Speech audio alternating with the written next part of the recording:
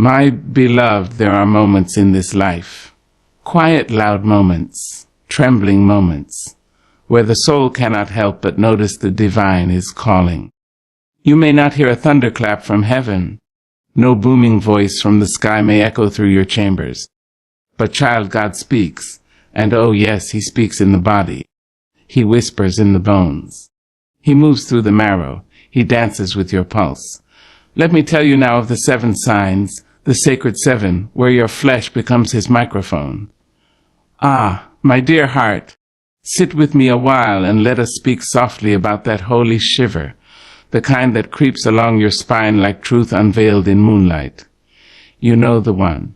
It comes unexpected, uninvited, but never unwelcome.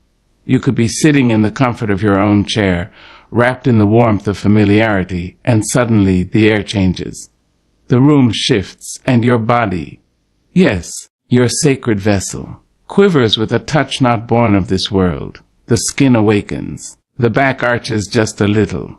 The hair stands tall like soldiers in reverence. This is not coincidence. This is not mere biology. This is God. Child, this is the Spirit stepping near. Let no man or woman convince you that such a moment is ordinary. It is sacred. It is timeless. It is the eternal brushing up against the now. When that chill slithers from the base of your spine to the crown of your head, you are being summoned. You are being noticed. You are being loved in a language too ancient for words. The shiver is not simply a response to air or sound or fear. It is the body's way of bowing to presence, to holiness, to the invisible majesty of the Most High. There have been days, I know, when your heart was heavy and your spirit tired. The world shouted so loudly that the quiet voice of God seemed drowned in the noise of survival. Bills needed paying. Children needed feeding. Hope felt like a distant cousin you hadn't seen in years. But even then, in your weakness, God found a way to reach you. Not through grand proclamations or lightning bolts in the sky, but through a simple shiver. A divine ripple across your skin. A reminder that he is near. That he has not forgotten you. That you, in your silence and sorrow, are still worthy of divine attention. You see, the Lord does not always come roaring.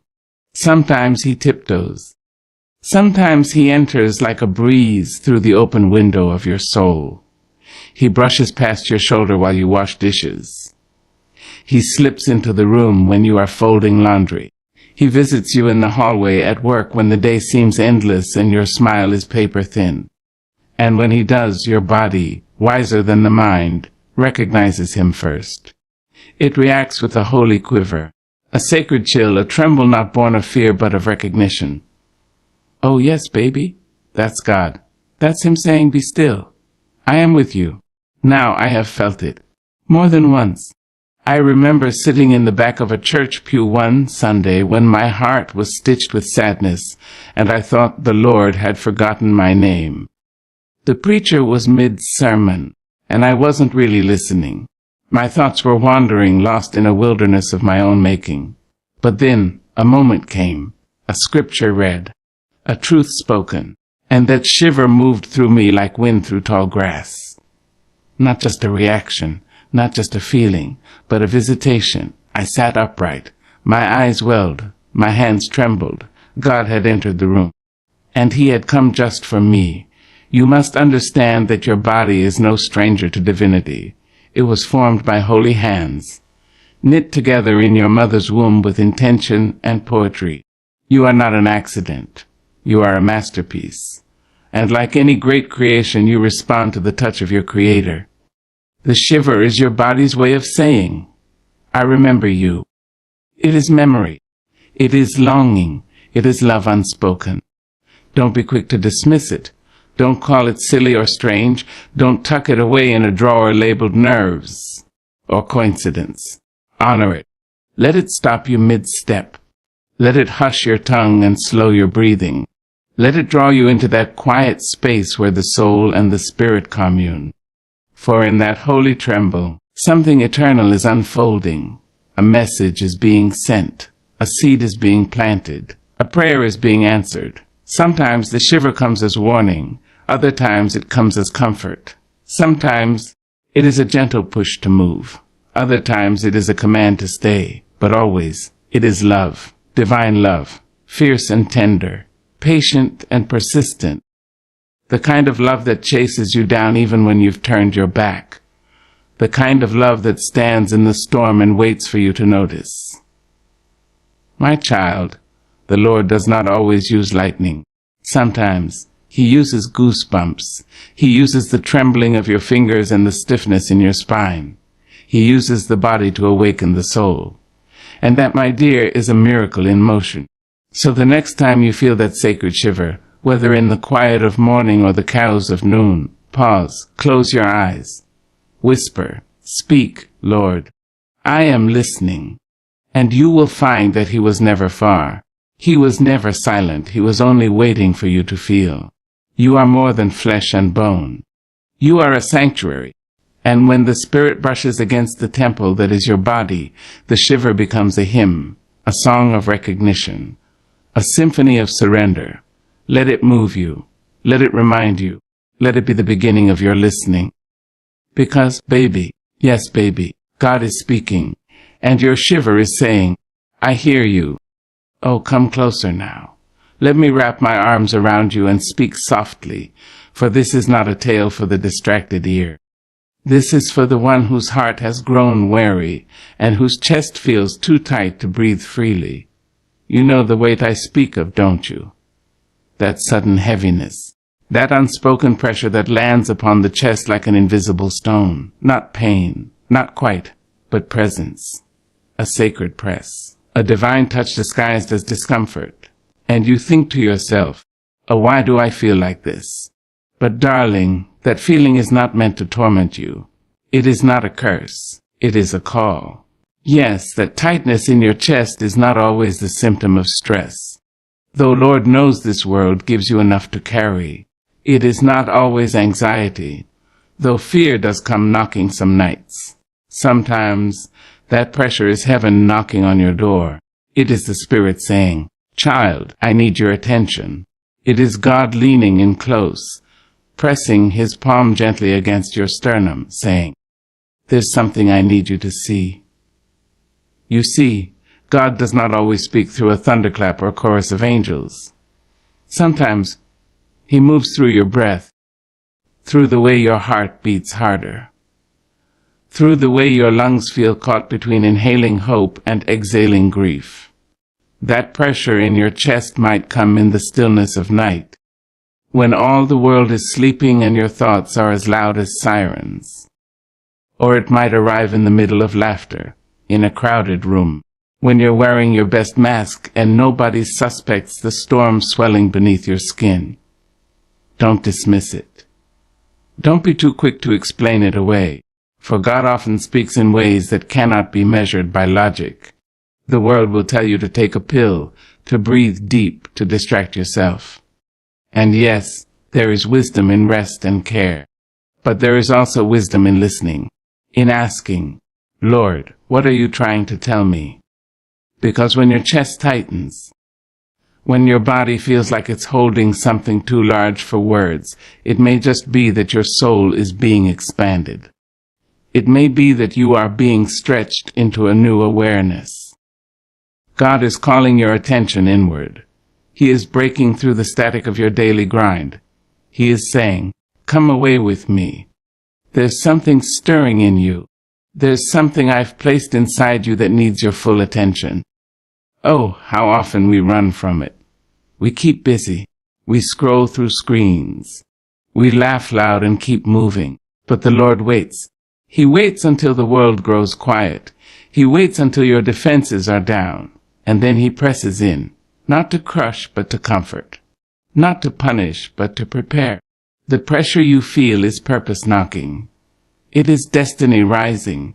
It is the Spirit speaking in a language deeper than words. I've felt it myself. There were days when I thought I was simply tired, simply overwhelmed. But the more I leaned into that feeling, the more I sat still with that tightness in my chest, the more I began to understand. It was divine instruction. It was the Lord saying, you're out of alignment. You're trying to carry what was never yours. You've let fear sit on the throne of your heart. Let me take my rightful place. And baby, when I surrendered, when I finally breathed deep and said, "Here I am, Lord," the pressure did not vanish, but it transformed. It became peace. Not the kind of peace that comes from a quiet room, but the kind that comes from knowing you're not alone. The kind that comes when you realize that the weight you feel is not punishment, it's presence. Holy presence. The kind of presence that steps into your soul and begins rearranging things. The kind that doesn't ask for permission because it already owns the lease on your heart. So if your chest feels heavy, if your breath feels short, if something inside you is crying out without words, do not fear. Sit with it. Place your hand over your heart and whisper, "Speak, Lord." And then listen. Listen with your whole body. Listen with the ache in your bones and the stillness in your spirit. He will speak. Oh yes, he will. He may be telling you to let something go. Something you've clung to for too long. A dream that's no longer yours. A relationship that's breaking you instead of building you. A fear that's dressed itself up as caution. Or maybe, just maybe, he's telling you to hold on. To stay in the fire a little longer because something beautiful is being refined within you. Sometimes the tightness is labor. You are birthing something, a new level, a new calling, a new strength. Child, don't run from the pressure. Lean into it. Press your palms together and pray, not for escape, but for understanding. Say, "Lord, what is this weight trying to teach me?" And he will show you. He will show you how he uses even discomfort as a doorway to destiny. He will reveal the treasure hidden in your tension. For the Spirit of God is a gentle yet relentless teacher. He will not shout when a whisper will do. And so he speaks through your body, through your breath, through your beating heart. That tightness is a trumpet. That pressure is a prophecy. That discomfort is divine. And one day when you look back, you will see it clearly. You'll remember that night you clutched your chest and felt like you were breaking, and you'll realize it wasn't breaking. It was breaking open. You were being made new. You were being carved into a vessel fit for glory. And every breath you struggled to take was a breath that brought you closer to purpose.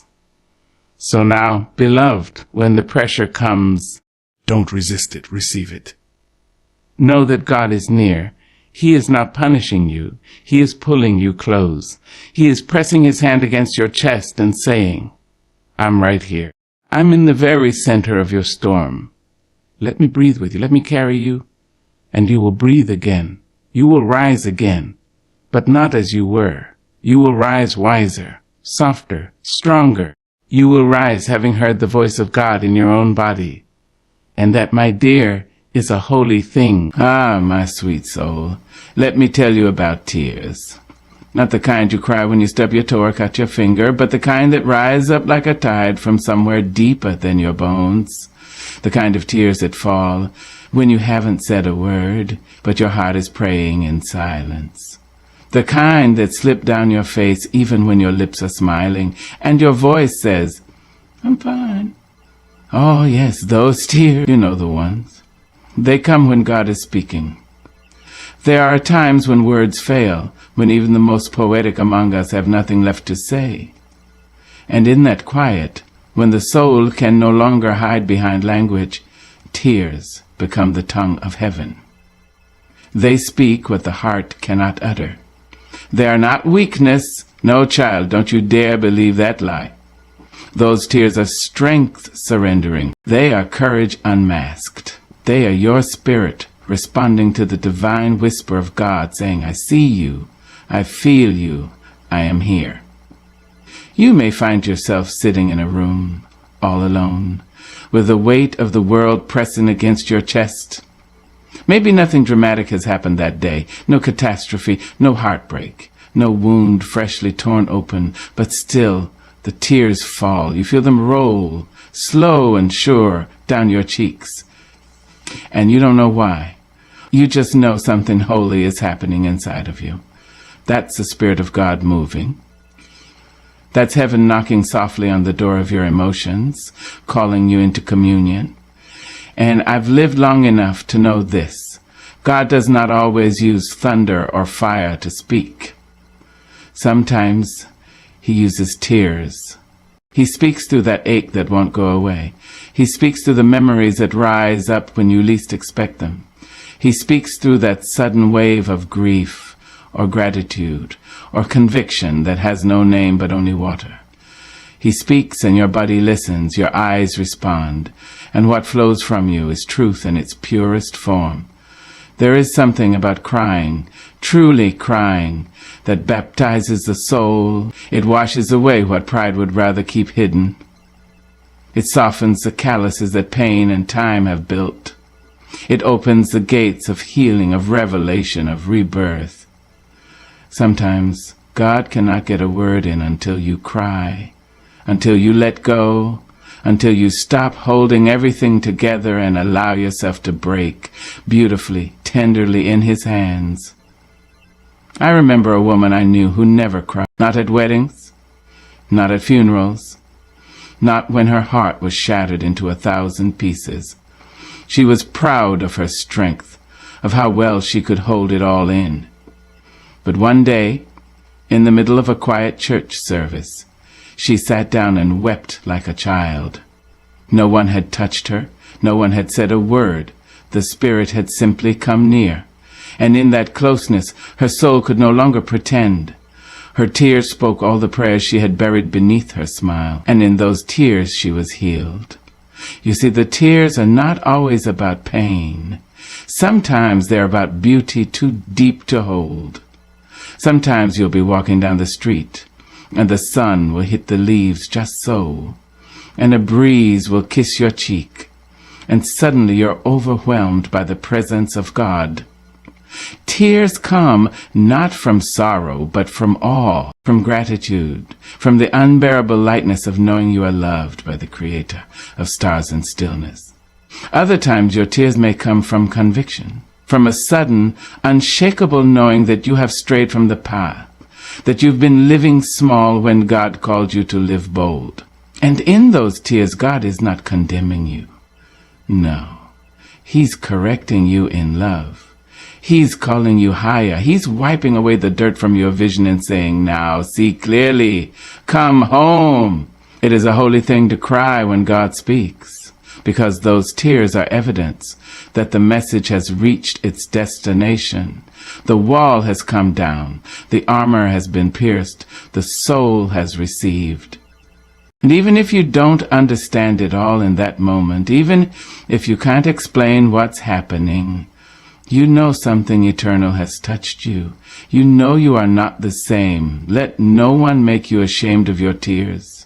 Don't you let this hard-hearted world tell you to suck it up or get over it. They don't know what your tears are doing. They don't see the angels that gather around when a child of God weeps in worship, in repentance, in wonder. They don't hear the Spirit translating every drop into prayers more powerful than speech. But God sees. God hears. God knows. When you cry, heaven listens. When you cry, the Spirit draws closer. When you cry, the weight begins to lift, and the healing begins. So the next time tears start to fall for no clear reason, don't rush to dry them. Don't apologize. Don't hide your face. Sit with those tears. Let them teach you. Let them speak. Say, Lord, what are you saying? And you will hear. Not always in sound, but in the sacred knowing that rises in the quiet afterward. That still peace, that inner shift, that breath you didn't know you were holding, finally released. Yes, child, tears are a message from the depths. A message from God. And even when no one else understands, God does. He bottles every tear. He honors every sob. He kneels beside every shaking shoulder. So cry if you need to. Cry because your soul needs rain to bloom. Cry because that's how healing begins. Cry because in the language of heaven, your tears are the loudest praise. And know this, those tears are not in vain. They are the evidence that God is speaking, and your heart is listening. And baby, when the heart listens, it always finds its way back home. Sometimes, child, your hands begin to move before your thoughts have even formed the words. You ever felt that? That sudden urge to lift your arms, to place your palms together, to raise them high or stretch them wide, not because somebody told you to. Not because of habit or tradition, but because something deep inside says, move. That's the Spirit. That's God. Working through your limbs, expressing something your mouth might be too afraid or too full of reverence to say. Oh, don't you overlook the sacred messages in your body. Don't you brush away that pull to lift your hands or touch your heart or stretch your fingers toward heaven like a child reaching for their father. You see, when God speaks, it's not always in thunder and lightning. Sometimes he speaks in the whisper of motion, in the dance of your fingers, in the trembling of your arms, in the quiet surrender of your hands raised up, not in defeat but in praise. You may be in your kitchen, stirring something on the stove, when suddenly you feel that nudge. Something shifts in your chest, and your hands stop mid-motion. You close your eyes, and your hands rise. Or you may be walking down the street, your thoughts tangled like vines, when you feel a sudden warmth settle into your hands, as if heaven itself had kissed your palms. That, baby, is God. The lifting of your hands is ancient. It is a cry without words. It is the soul remembering who it belongs to. It's no small thing. It's not a performance or a ritual. It's a conversation. When your hands rise, they say, Lord, I surrender. They say, I'm open. They say, touch me, heal me, use me. When God hears every syllable of that silent prayer. You ever notice how children reach out without shame? When they need something, when they want to be held, they don't second guess. They don't rehearse. They just reach. That's how we are with God when we lift our hands. We're saying, pick me up, Lord. I can't do this down here by myself. And God, in his great mercy, always stoops low to gather his children.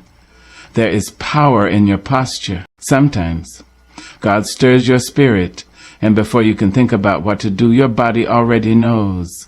Your arms rise like branches. Your hands unfold like petals. You don't plan it. You just obey. And in that moment, heaven touches earth through you. I've been in rooms where nobody sang, nobody spoke, but the atmosphere was thick with glory.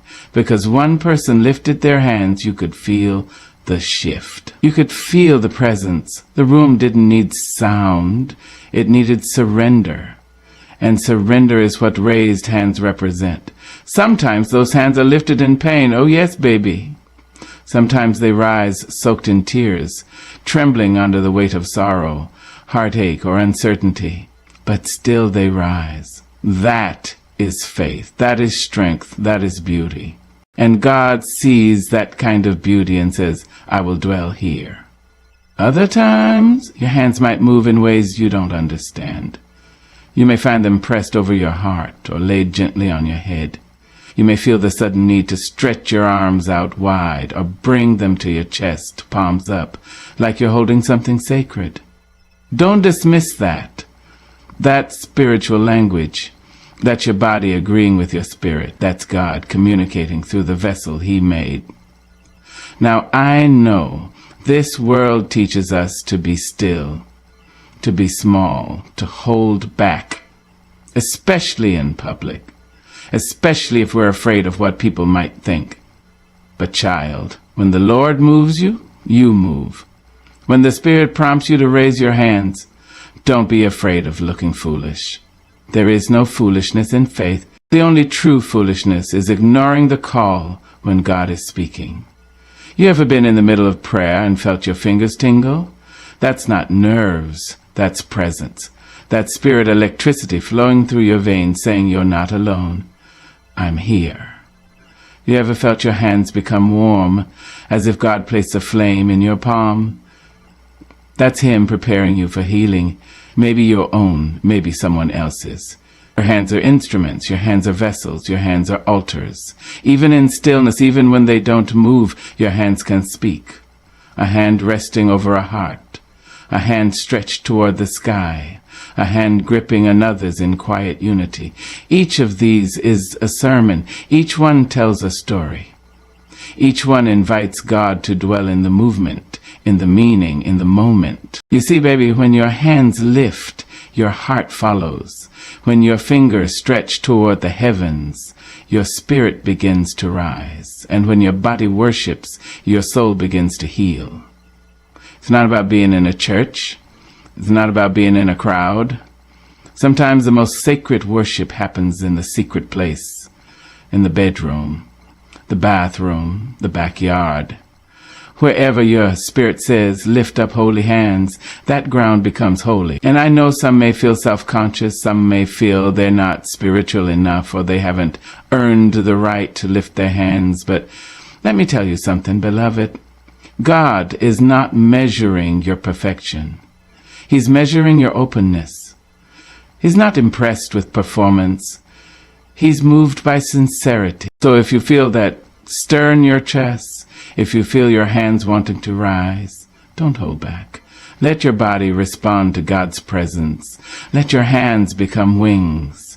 Let them become a language beyond language. Let them praise when your mouth cannot. Let them testify when your heart is still learning the words. And when you lift them not just as a gesture, but as a gift. Lift them with expectation. Lift them with trust. Lift them knowing that every motion, every movement is a message sent to heaven, and heaven always replies. Oh yes, child, heaven always replies.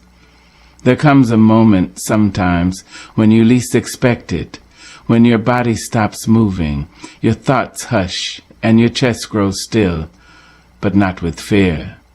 No, not fear, child. It is a quietness that wraps itself around you like a soft shawl passed down from your grandmother's hands.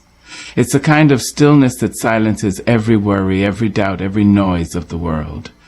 And in that moment, you feel something you cannot name pressing gently on your heart. It's not heavy, it's not loud, but Lord, it is undeniable.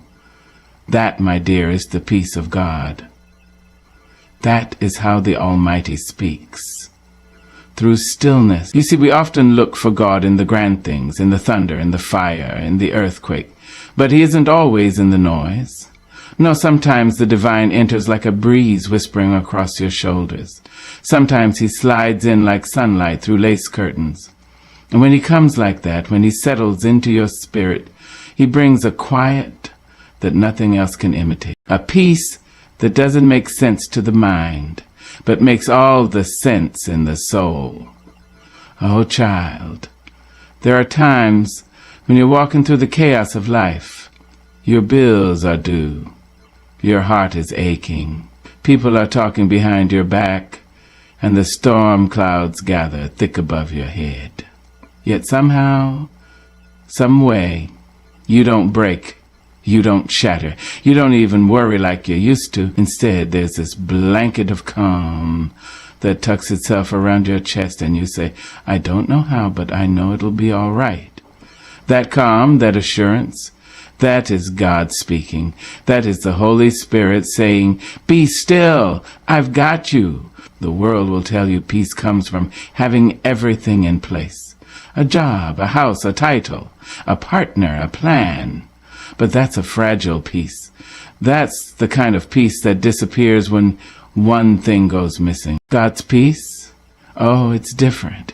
It stays when nothing else does. It shows up in the midnight hour. It stays when the job is gone, when the house is quiet, when the tears won't stop falling. God's peace is not the absence of trouble. It is the presence of trust.